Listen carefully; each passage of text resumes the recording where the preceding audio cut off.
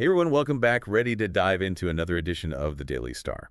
Always. What's catching your eye in the world of Bangladesh news today? Well, October 3rd's paper is a wild ride, honestly. Oh, how so? We've got political maneuvering, economic worries, even a little tech success story tucked in there. Sounds like Bangladesh is living up to its reputation, never a dull moment. No kidding. Hmm. So let's start with the political landscape because things are, shall we say, interesting. Lay it on me. Big news.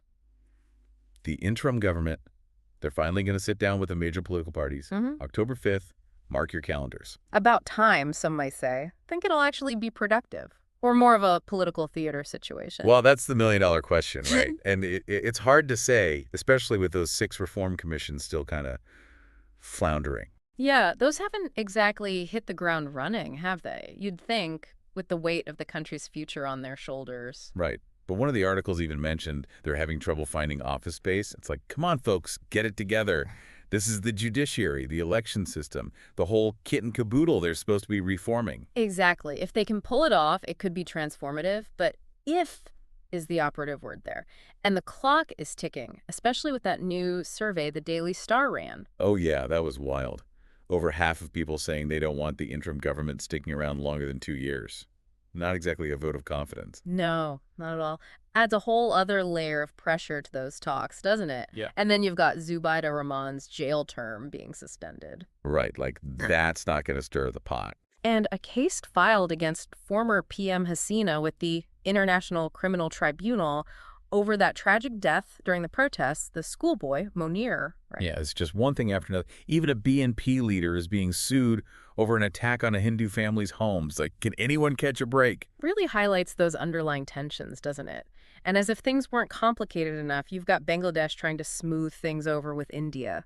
Geopolitics, always adding another layer. It's a lot, and it all ties into this larger question of stability, which, frankly, seems to be in short supply. And on that cheery note, let's talk about the economy. Oh boy, you're really going for the mood whiplash today, huh? Hey, got to keep things lively.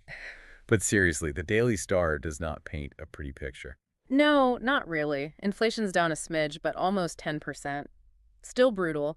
And get this, ADP spending that's development project money, basically it's at a 12-year low. Ouch. So what's the layman's translation of that? What does it actually mean for people? In a nutshell, it means things are about to get even tougher.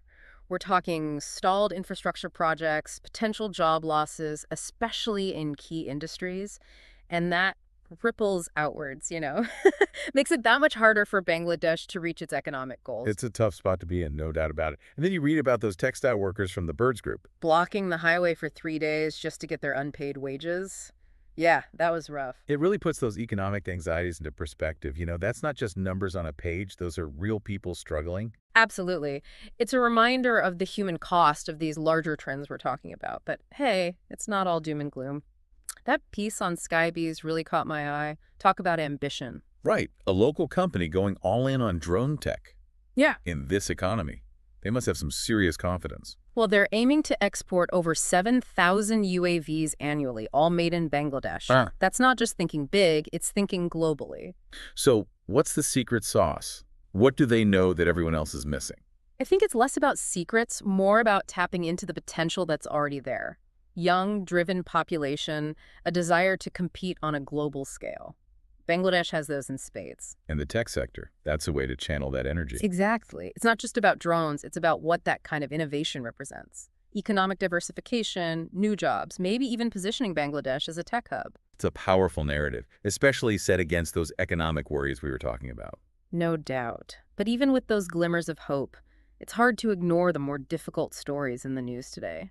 That piece about Munir Hossain, the man killed during the July protests. I'm still thinking about that one. Heartbreaking. And it wasn't just the loss of life, it's what that family's gone through since then. Denied burial in multiple places, the parents dying of grief, the brother hospitalized. It's almost too much to bear. Makes you wonder how you even begin to heal from that kind of trauma. It's hard to imagine. And as if all that wasn't enough, you've got this trend of what they're calling dubious cases popping up after the protests. Dubious how so? Give me the rundown. Basically, there's concern that the legal system is being used maybe to target people who were involved in the protests, silence dissent. These vague charges, they just make it that much harder to tell what's legitimate and what's politically motivated. So even after the protests are over, the fear lingers. Exactly. And it raises questions about justice, about accountability. How can people be sure of a fair process when the system itself feels so uncertain? It's a lot to unpack. Political uncertainty, economic anxieties, this yearning for justice, and then a glimmer of hope with those tech innovators. It's complex, that's for sure. And it's all connected, isn't it? Like we're trying to solve a giant puzzle, but the pieces keep shifting. What really struck me, it's the contrast. On one hand, you've got incredible resilience.